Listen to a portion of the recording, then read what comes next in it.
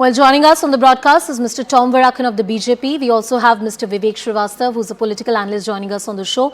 Mr. Vadakkan, first to you, the kind of rap that the governor's office has got from the Supreme Court of India clearly raises a lot of questions.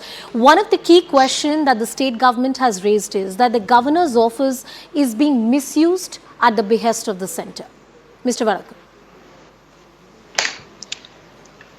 Anushya, you need to examine this at a micro level because it's a broad canvas accusation that's being made. There are certain bills that have gone to the President of India under Article 200 now of the Indian Constitution, which is an issue that the governor couldn't decide. So he has passed it on to his appointing authority. Now, the first question that comes is the Lok Ayog bill. Now, if this bill had to be examined by the Supreme Court, would the Supreme Court Chief Justices or judges would have agreed where you have the Lok Ayukt is something which the left had fought for, and the Lok Ayukt was appointed. Now they want an appellate body consistent of the executive to decide on a decision taken by the Lok Ayukt. Now, will the Supreme Court, if it gets into the act and decide that you can have a court higher than the Supreme Court to decide, and those of the judges are part of the executive, would that be acceptable? Now, Lok Ayukt is a very serious issue. This state is loaded with corruption. The CMO is under corruption. Investigations are going on. It's an ongoing investigation. And then you appoint people who are corrupt, which are some things that the Lok Ayukt has stopped. Now, when that bill has to be passed, he send it to the president.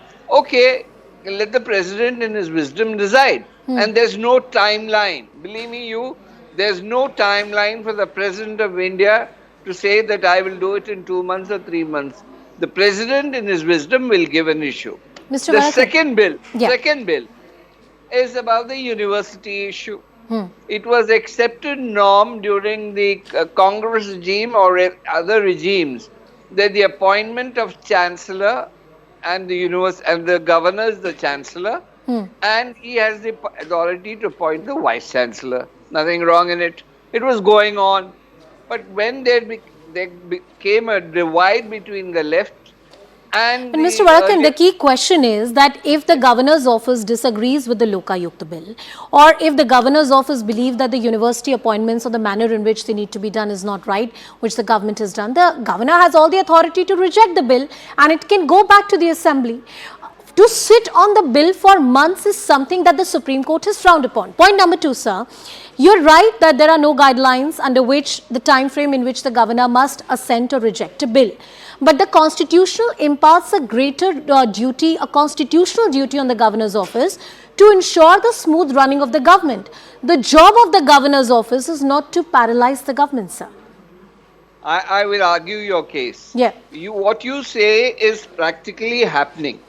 The problem here is, now there is this land bill which is pending, and there is a demonstration outside Raj Bhavan already decided that they will go and create a demonstration outside governor's office. The governor's office has asked for clarification, which has not come. So they are trying to paint the governor as some person who is anti-democracy. The fact of the matter is, he is the filter for democracy. All right. Yes, he is. Mr. Vivek Srivastav, the governor is doing the job that the Constitution expects the governor's office to do. Yes. That if the elected government of the day is passing certain bills which are not in the larger interests of the state, the governor's office must act as a filter. See, I'll tell you, now he talked, Mr. Vadakkan talked of the Lok Ayukta. Let me remind everyone who is listening to this debate that when the Honorable Prime Minister of India was the Chief Minister of Gujarat, the governor kept on pushing for a Lokpal, kept on pushing for a Lokpal, kept on pushing for a Lokpal, and for complete 5 years, Mr. Narendra Modi did not appoint a Lokpal. He did not appoint a Lokpal even in his first tenure as the Prime Minister of the country. And here they are trying to get a moral high ground. Secondly, it is not a question of Kerala. You take the example of West Bengal. Mr. Jagdeep Dhankar was over there. He went to Jadavpur University. There was a big ruckus with the left students over there. Total interference in the machinery of the state. You take the example of Delhi. I mean, even that matter is going to the court time and again. It is the governor versus an elected government. You go to Punjab. In this particular ruling, the Supreme Court has quoted the case of Punjab when it gave the directive. And Kerala is worst hit because ideologically it is the left and the communist ideology which is challenging the right-wing policies of this particular government. So they are the worst hit. And let me tell you, 2 years if you keep a government in suspended animation. I mean, special mention in the court was mentioned about the finance bill. Yeah. Without the finance bill passed, you are actually trying to hit the governance of the state. So it is actually the question of, I mean, everybody is looking for free buys, everybody is looking for positions. Mr. Arif Mohammed Khan wants a pat on his back, maybe looking for the next position in the governance, maybe on a senior level somewhere. So I mean, what you are doing is you are just trying to please the central government and you are hitting the state governments which are non-BJP. But was the state government diluting the powers of the Lokayukta? I think that's a pertinent question to ask.